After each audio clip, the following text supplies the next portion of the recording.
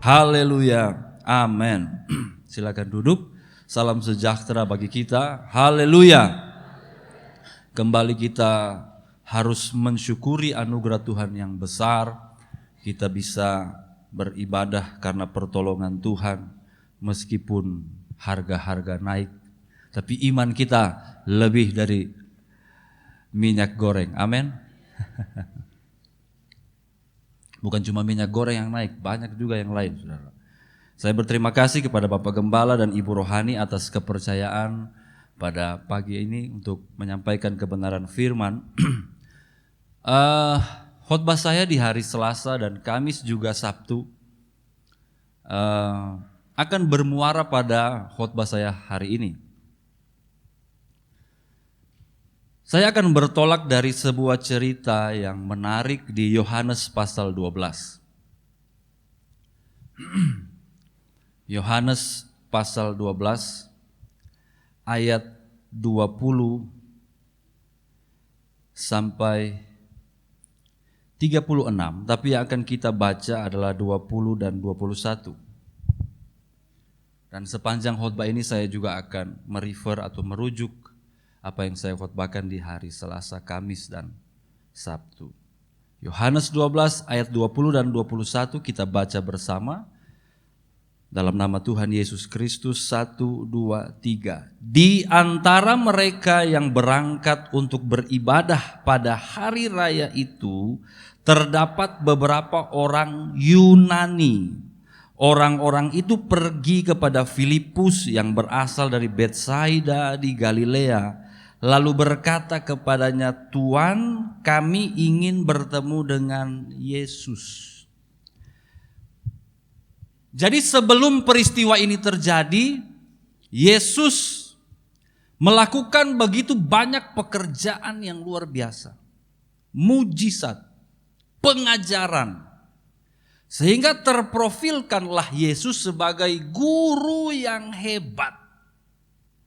Bahkan di kasus sebelumnya, ketika Yesus memberi makan 5.000 orang, itu menciptakan sebuah kultus baru di dalam agama Yahudi. Jadi di agama Yahudi ini kan ada sekte Farisi, Saduki, Esena.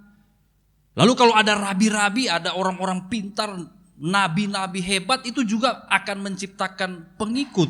Dan setelah Yesus memberi makan 5.000 orang, laki-laki, belum perempuan, belum anak-anak, itu mereka datang untuk mencari Yesus kemanapun Yesus pergi. Tercipta sebuah kultus baru, aliran baru.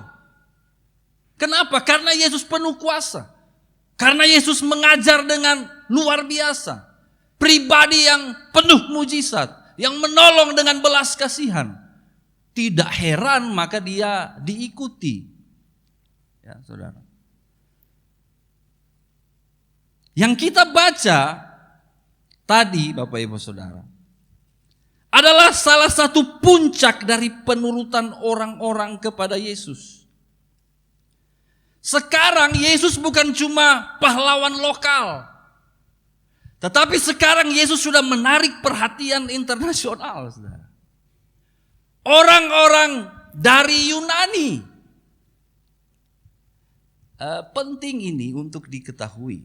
Biasanya orang-orang kalau sudah punya label dari Yunani, itu orang-orang yang sudah terpelajar. Yang dianggap kadar filosofis berpikirnya itu sudah hebat. Ini orang-orang Yahudi yang sudah dari Yunani. Dong sekolah dong. Kalau kita orang-orang tua, bro, anak sekolah di mana? Kuliah UGM. Woi, UGM. Kuliah di mana? Di UI. Wah, sulit masuk UI. Jadi begitu pulang kampung ini mau dia disambut luar biasa. Oh, ini dari UI ini, UGM ini. Padahal ya pas lulus ya nganggur juga dikit-dikit kan. Zaman sekarang kerja udah tidak terlalu ditentukan oleh lulusan dari mana. Cuman ini orang-orang Yahudi dari Yunani. Pencapaian akademik mungkin atau apa, pokoknya ini orang hebat. Lalu dikontraskan dengan ayat 21, mereka pergi kepada Filipus yang berasal dari Betsaida, orang kampung di Galilea. Tidak ada yang baik yang datang di Galilea, dari Galilea tidak ada yang baik. Tetapi karena mereka sudah terdorong akan mengenal Kristus Yesus pribadi yang hebat, orang-orang Yunani ini merendahkan diri. Yang dari Yunani ini orang-orang yang sudah terpelajar, orang-orang yang dianggap lebih, datang merendahkan diri, datang kepada Filipus dan berkata, Tuhan. Saking butuhnya dengan Tuhan, mereka datang kepada Filipus, Tuhan, kami ingin bertemu dengan Yesus. Ayat 22 kita lihat, apa reaksi dari Filipus. Filipus ini suntah mau jawab apa? Aduh. Ayat 22, Filipus pergi memberitahukan kepada Andreas. Andreas ke mana nih? Andreas dan Filipus menyampaikannya pula kepada Yesus. Beta membayangkan apa yang terjadi di antara Filipus dan Andreas. Filipus bilang, Andreas, orang-orang Yahudi dari Yunani, ini kawan dari Yunani, ini kawan datang di beta, kamu ketemu Yesus. Andreas bilang, mantap sudah. Ketong sekarang bukan lagi pendeta-pendeta kampung ini. Ketong go internasional. Keren sudah. Kasih tahu di bab Tuhan sudah. Keren sudah, ini hebat sudah. Dan mereka tentu saja mengharapkan reaksi dari Yesus. Pasti Yesus bilang, mari kita pelayanan. Beli tiket sudah. Atau udah mau sedia tiket. Kok ke Tompi. Tenang. Ketong hajar sampai Yunani. Terus le. Haleluya. Pendeta saudara dapat undang dari luar negeri, bangganya minta ampun. Pokoknya sekitar 3 bulan foto profil di Facebook son ganti-ganti. Di mana? Di itu patung singa begini. Patung singa keluar air nih. Soalnya ganti-ganti, udah kebeta hadapi pelayanan di Singapura. Ini dia pembukti, foto profil. Saudara, sebelum saya lanjut akan tanggapan Yesus, saya mau membawa kita mengenal diri dulu. Kenapa saya melukiskan Filipus dan Andreas bereaksi seperti itu? Lalu kenapa saya menganggap bahwa ada orang Yunani mencari Yesus itu sesuatu yang luar biasa? Karena manusia ini secara psikologis memiliki, menurut Sigmund Freud ya, memiliki yang namanya id, ego dan super ego. Saya tidak mau bicara soal psikologis di sini. Mungkin Bapak Ibu ada yang lebih ahli, silakan Google sendiri. Tetapi ada yang namanya ego. Ego itu adalah yang paling sederhana saja, yang paling sederhana. Saya peres paling sederhana. Ego adalah kesadaran bahwa diri saya ada di tengah keberadaan yang lain. Sadar bahwa saya ada di tengah, ada Bapak Gembala, tapi saya ada, tapi Bapak Gembala juga ada. Saya ada, One juga ada. Saya ada bahwa tapi Anda juga ada gitu.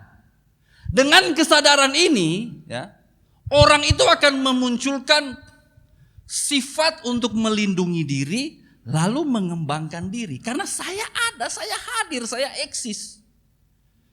Makanya itu yang menyebabkan, ego lah yang menyebabkan ibu-ibu sebelum datang ibadah, lipstik dulu. Kan kalau tidak ada sadar akan orang lain, jalan-jalan sah. Coba lihat ibu-ibu, minta maaf ibu-ibu, saya ambil contoh ibu-ibu. Coba lihat ibu-ibu di rumah, sonde ada tamu. Coba. Ada ibu di sebelah bilang hancur. Pokoknya sambarang daster pim mana. Minta maaf ibu-ibu. Bapak-bapak juga lebih parah. Celana pendek, kaos kutang umur 15 tahun. Yang dulunya putih sekarang sudah coklat kemerah-merahan. Sonde pusing, kenapa sudah ada orang di rumah. Tidur juga. Tapi begitu ada orang, ada tamu.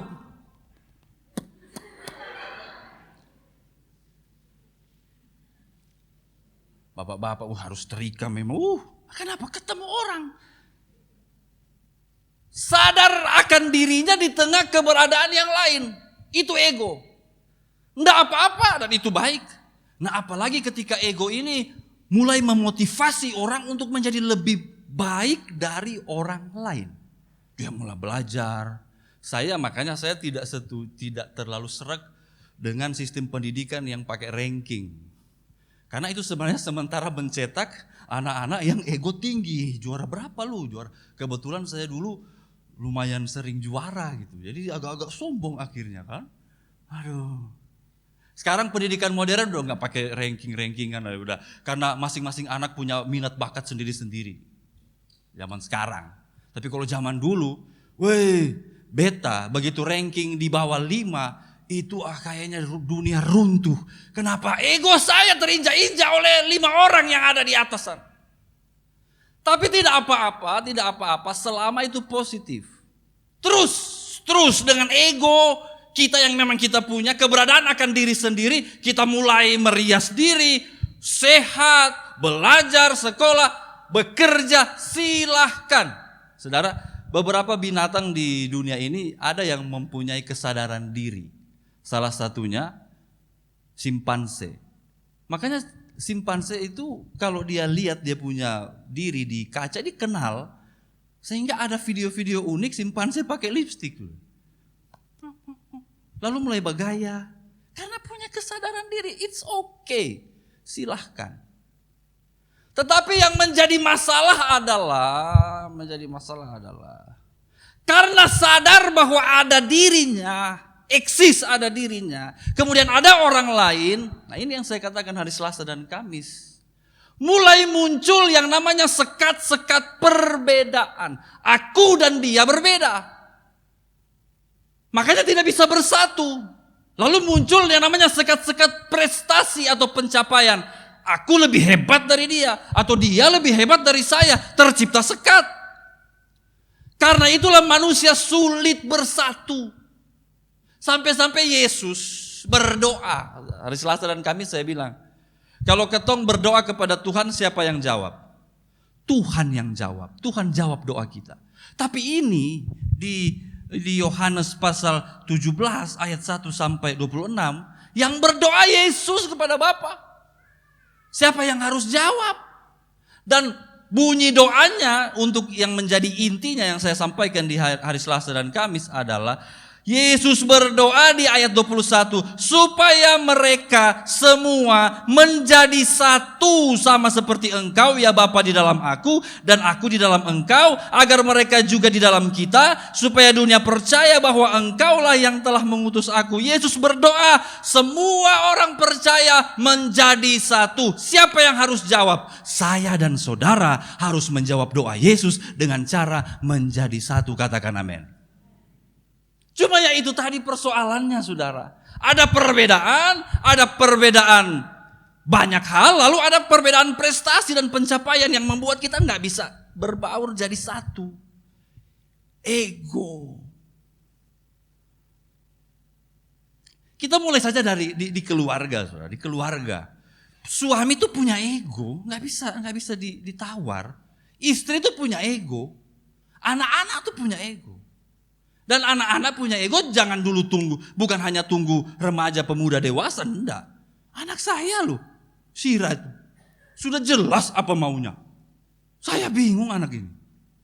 Melampaui umurnya kalau menurut saya. Saya mau ini. Tidak. Kalau gitu. Kalau dia sudah begini. Mamanya aja kalah. Saya berdoa Tuhan. Pulihkanlah dia dengan firman. Nanti kan sebentar dia mau dengar firman. Itulah keberadaan kita. Itulah kita. Nah sekarang kita kembali ke pembacaan awal. Ego murid-murid sementara dibakar oleh kita akan menuju pada pencapaian yang lebih hebat. Kalau orang Yunani ini dilayani.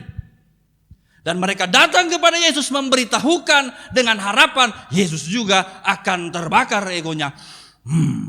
Beta bukan cuma seputaran Palestina dan sekitarnya. Mari kita akan mulai merambah ke luar negeri. Haleluya. Ayat 23.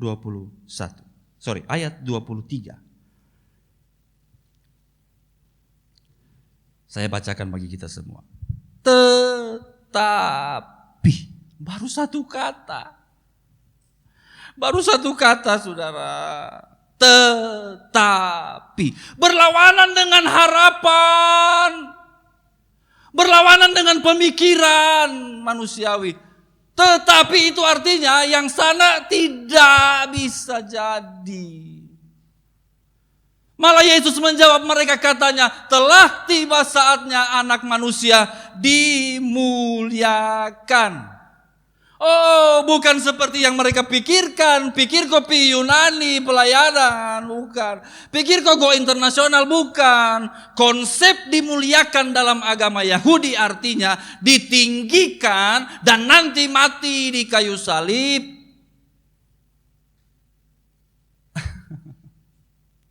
Bukannya prestasi, bukannya pencapaian, kok malah begini.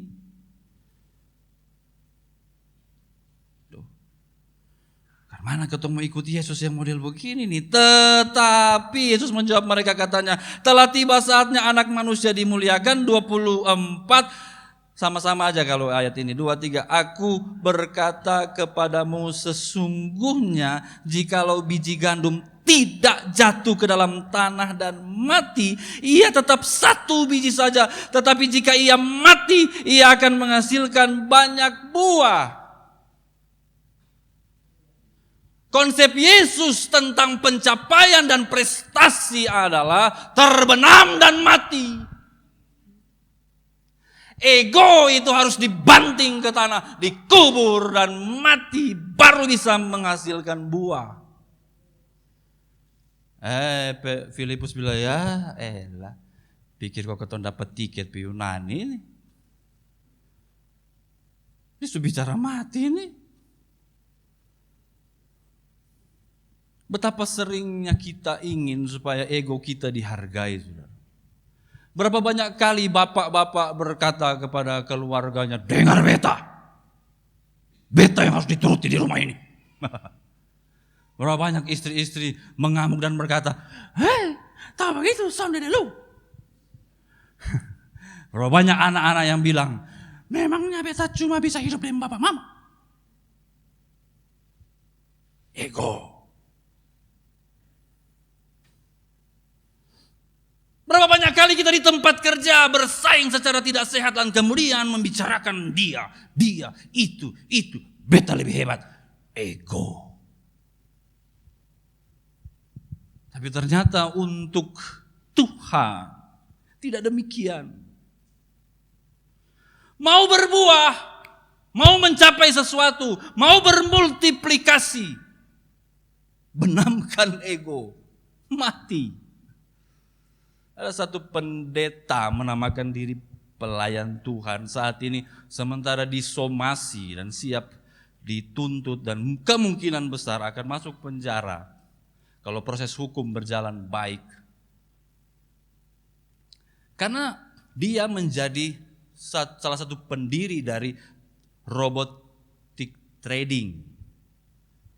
Jadi trading pakai robot katanya, tetapi kemudian ternyata diketemukan bahwa itu penipuan. Saya tidak peduli dengan manusia ini, saudara, tapi saya sempat dengar kutipan khotbahnya. Dan itu bikin saya jengkel sebagai hamba Tuhan yang belajar Alkitab. Dia mengutip ayat Alkitab, lalu mengubah ayat-ayat itu, redaksi ayat-ayat itu, lalu berkata bahwa pokoknya dimanipulasi bahwa kehendak Tuhan untuk membuat kita sukses, membuat kita kaya, dan jalan supaya kita diberkati, sukses dan kaya, ya ikut tradingnya dia ini. Permainan uangnya dia ini.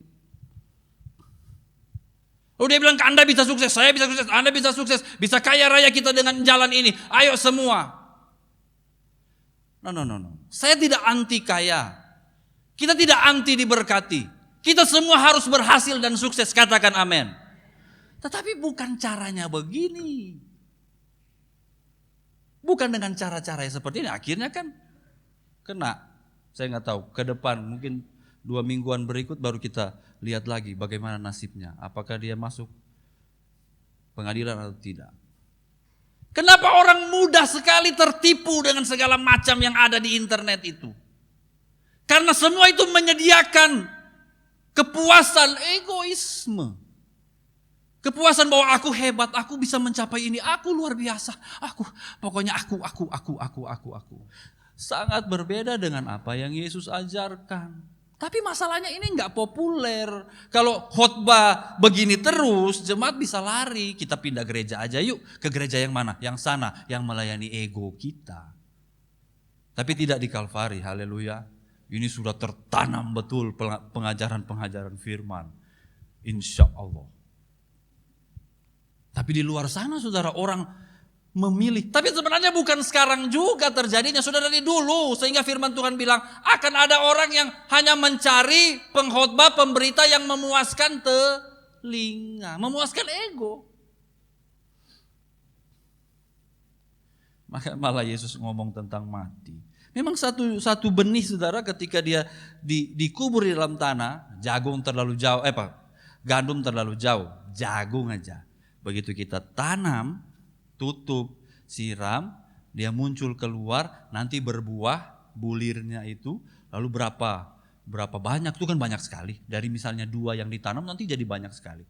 Tapi pertanyaannya, masih ketemu enggak yang ditanam itu? Lu enggak ada dia. Dia udah hilang. Dengan istilah mati. Dia tidak mati sebenarnya, dia pecah, lalu bertunas, tumbuh yang baru. Tapi dia itu sendiri sudah tidak ada. Sebenarnya Tuhan mengajarkan sebuah prinsip ini. Kita ini kalau mau berbuah, keakuan kita memang harus hilang, tidak ada. Biar saja. Nanti yang lain yang mulia enggak apa-apa, tapi aku ya hilang. Tuh. Saya mendiskusikan ini dengan istri saya bilang terlalu berat katanya. Khotbah ini terlalu berat. Ya enggak apa-apa. Kita makan berat, amin. Kalau anak-anak makan biskuit, minum susu. Kalau orang besar makan apa? CI. Nabas. RW. Ada yang pernah kasih makan RW depo anak bayi? Itu bisa dilaporkan ke Komnas Perlindungan Anak. Itu penyiksaan anak-anak. Orang besar ya makan. Makanan berat ya kita konsumsi. Soal sebentar kita lakukan atau tidak, itu urusan masing-masing. Ayat 25. Ayat 25. Aduh, iya berat memang sih. 25, 2, 3. Barang siapa mencintai nyawanya, ia akan kehilangan nyawanya. Tetapi barang siapa tidak mencintai nyawanya di dunia ini, ia akan memeliharanya untuk hidup yang kekal.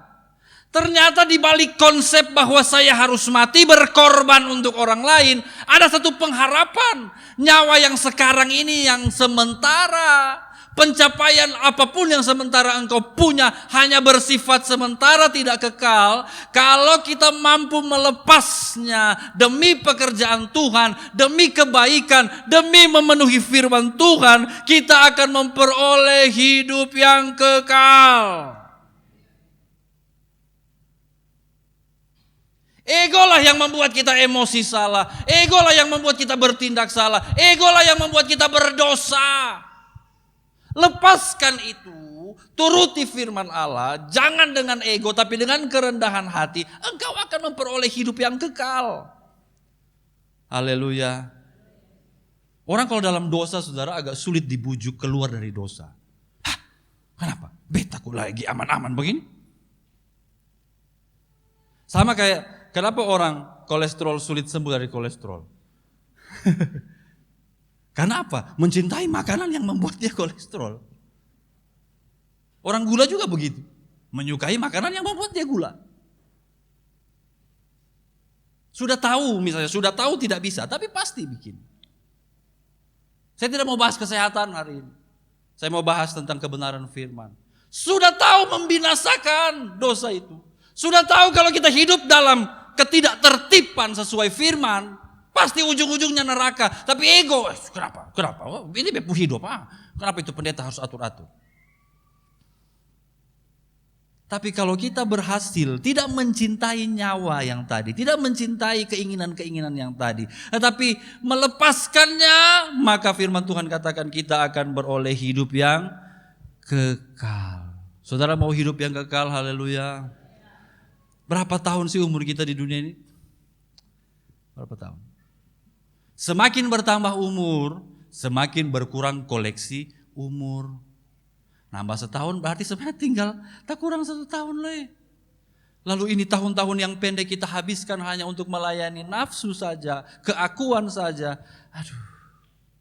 Baiklah kita menggunakan tahun-tahun hidup kita untuk melayani Tuhan. Itu ayat selanjutnya, ayat 26.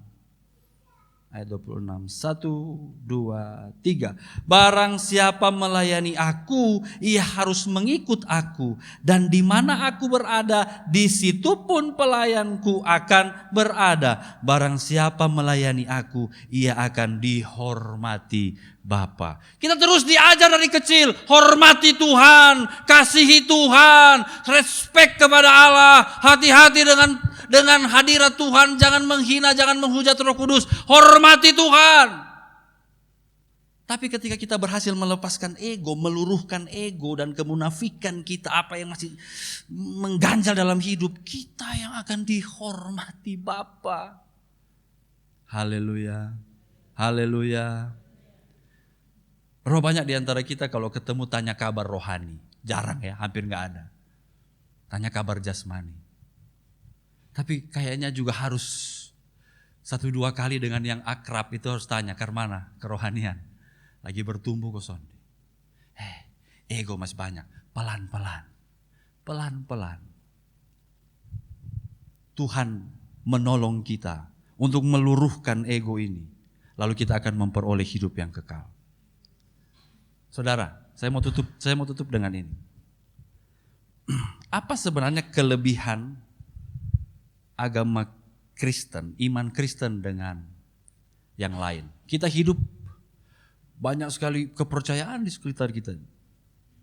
Sebenarnya apa kelebihannya? Saya 2012 nonton sebuah film yang diangkat dari sebuah novel. Judulnya Life of Pi. Siapa yang belum nonton? Nonton. Itu film bagus. Tahun 2013 dia dapat penghargaan banyak Oscar. Salah satunya sutradara terbaik. Memang filmnya bagus. Lalu si pemeran utama ini, dia itu bergumul soal iman.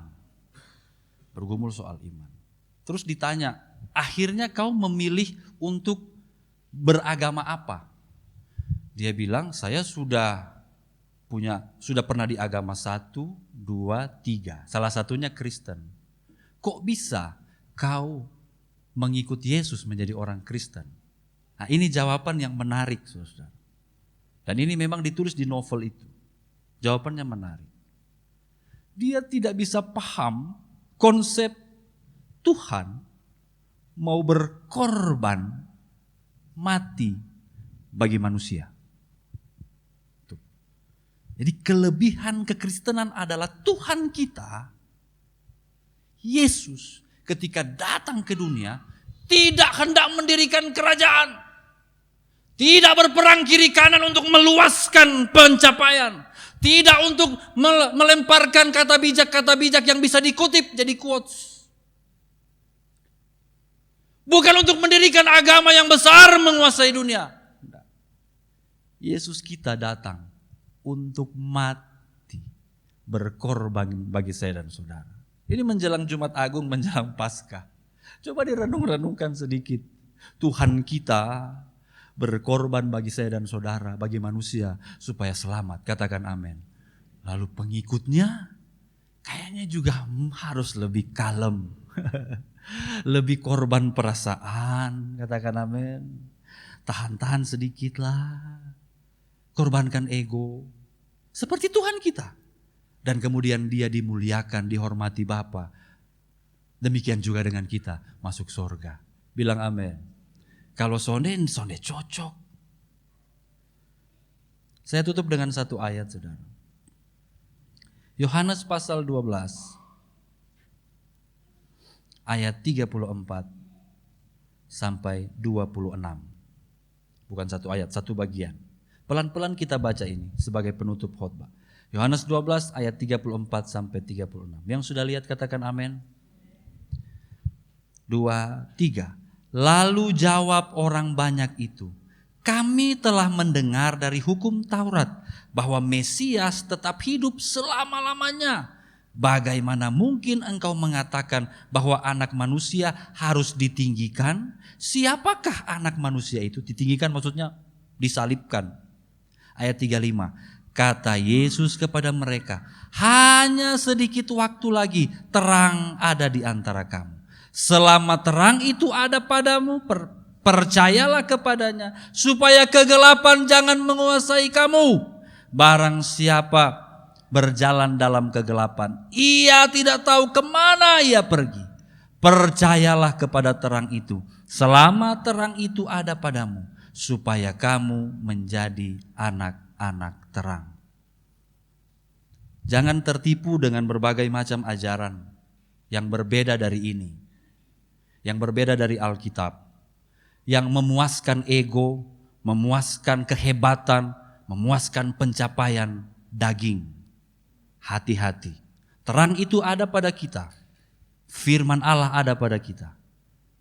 Justru kita harus meluruhkan segala ego, supaya hidup yang kekal menjadi bagian saya dan saudara. Amin.